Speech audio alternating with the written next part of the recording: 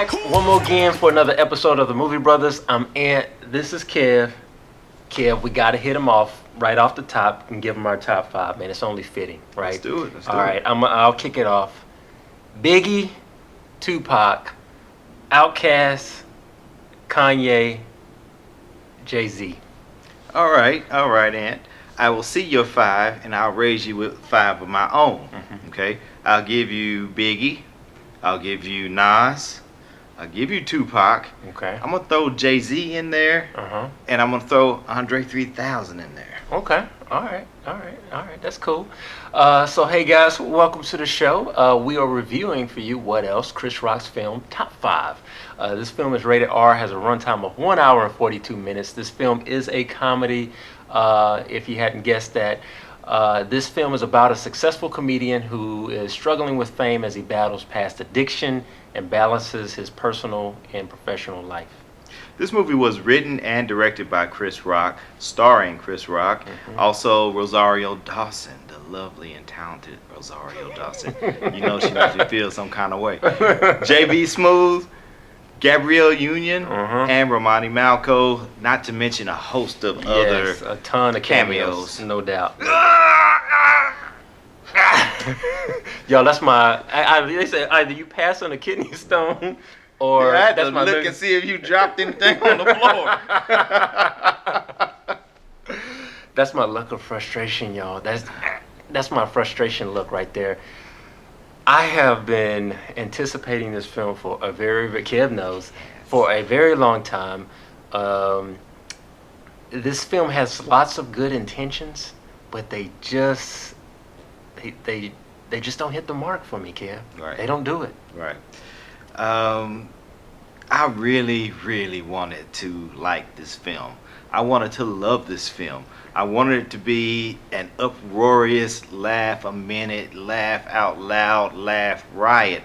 And it just doesn't really hit that mark as often as we'd like. And when it does hit that mark, it doesn't sustain it for very long. And the reason we expect that, because you think about the cast, right? And who, like, there's a ton, I can't name them all, but all of the comedians that are in this film, that's what you naturally expect.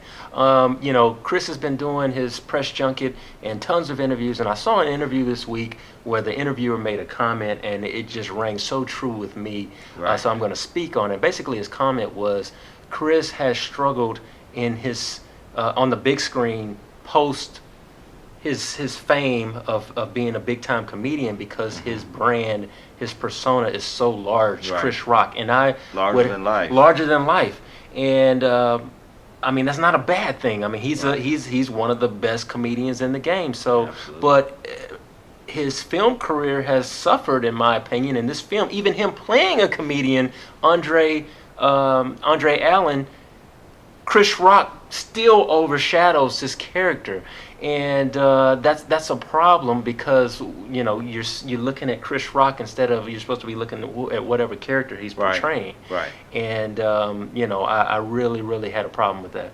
Right. And I can understand that. This is probably the most honest peek behind the curtain that is the Wizard of Chris Rock. Is Richard Pryor the Wizard? Not in this one. Okay. Not in this one. We'll put Chris behind this particular curtain. But this is probably the most honest peek behind that curtain that we'll ever get. And there's real poignancy in it. You can tell that he is really putting himself out there a lot of the times. And sometimes the humor kind of gets confused or overshadowed by the seriousness, and we don't know exactly what direction it's going in or how we should take certain things. Right, no, sure. I definitely agree with that. This film got really big points for me on the honesty that Kev just mentioned.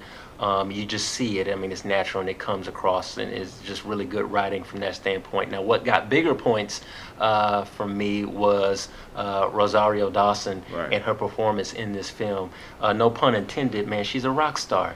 and she just killed it on all fronts. I mean, the character that Chris applause for him for writing such a great character, but she applause took it, for putting her in the movie. Yeah, but she took that role, she ran with it, and she carries this film. Not to mention, she just looked beautiful. I mean, from beginning to end. I mean, one of the most beautiful women in Hollywood today. So, you know, big kudos for me on that front. Absolutely. And the thing is that the honesty not only extends to Chris Rock, but it actually moves over to Rosario Dawson and her performance as well, particularly given that she plays a single, unwed mother, some of the challenges that she has to face, you know, and she handles those very well with complete, you know, honesty and aplomb. You really get behind this particular character and where she's going with it. Yeah. She's always been high on my list. You know, always been high on my list, and you know that. Okay. Besides being drop dead gorgeous, she's incredibly talented, and hopefully the world will see exactly how skilled she really is. Oh yeah, no doubt.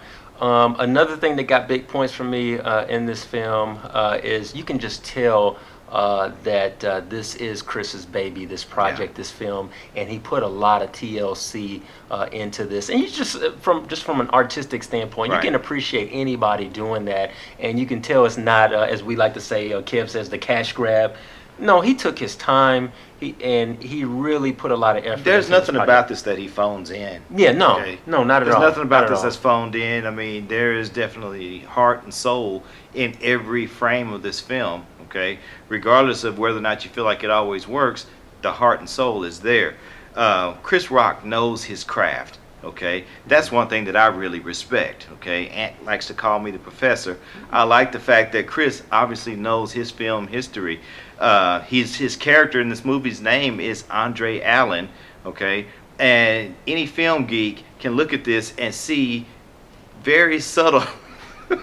Please continue. See very subtle connections between this film and Woody Allen. Okay, and movies such as Annie Hall and his relationship with Diane Keaton, the relationship between Chris Rock and Rosario, and also Stardust Memories, which is a Woody Allen film in which he also is trying to explore what it would take to leave the comedic world behind and take on dramatic roles. Yeah. So Chris Rock is obviously paying homage to Woody Allen and doing his best Woody Allen kind of impression here. Yeah, no doubt. I think that's a great point.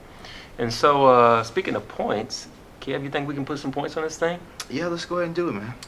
Yeah, you guys. Hey, for me, you know, I've expressed my frustration and some of the things that I, you know, really appreciated and liked about this film.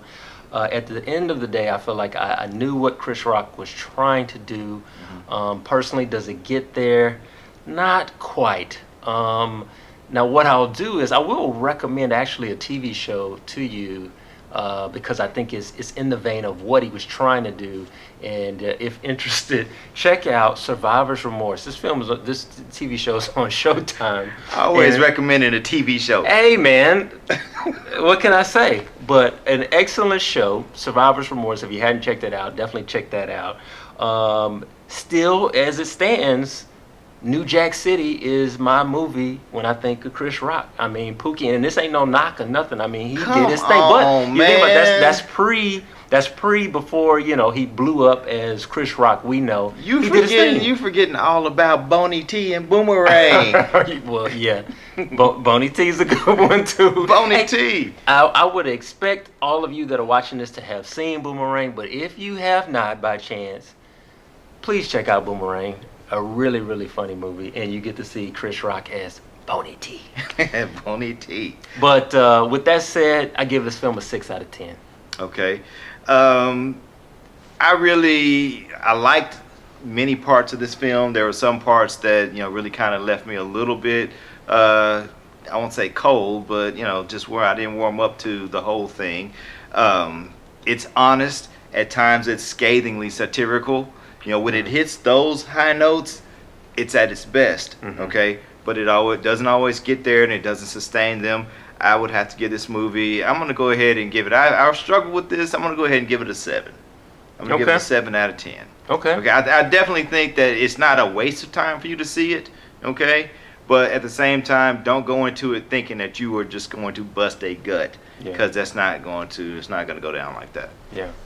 I threw the question to Kev. I mean, I almost wondered if maybe this film should have been kind of more like a dramedy than a comedy. It may have served it better. But that's neither here nor there. Before we wrap, though, we got to hit you with another top 5. So let's hit them with the top 5 comics, Kev. Okay, top 5 comics. I'll go first. You go first. Richard Pryor, Dave Chappelle, Eddie Griffin, Chris Rock, Eddie Murphy. Come on, where's Dolomite? Way deep down. Way down in the jungle, deep up. That's a good 5, and I agree with many of those on there. I'll go with Richard Pryor. Okay, I'll go with Eddie Murphy. I'll go with Dave Chappelle as well when he's not crazy. And let's throw in Cedric the Entertainer and the late great Bernie Mac as well. All right, there it is. And you know who else would be on that list if he was still living? Who's that? The great Robin Harris. Oh yeah, no doubt. Man, so hey, that is our show for you guys. I am Ant. This is Kev. Be sure to like us on Facebook. Or you can follow us on Twitter at The Movie Brothers. Yep. And be sure to subscribe to this channel. Yes. We are The Movie Brothers, and this is the place, the one and only place where we bring you nothing but the real on the real. Peace. My friend, not a trend, but then they said rap was crap and liver.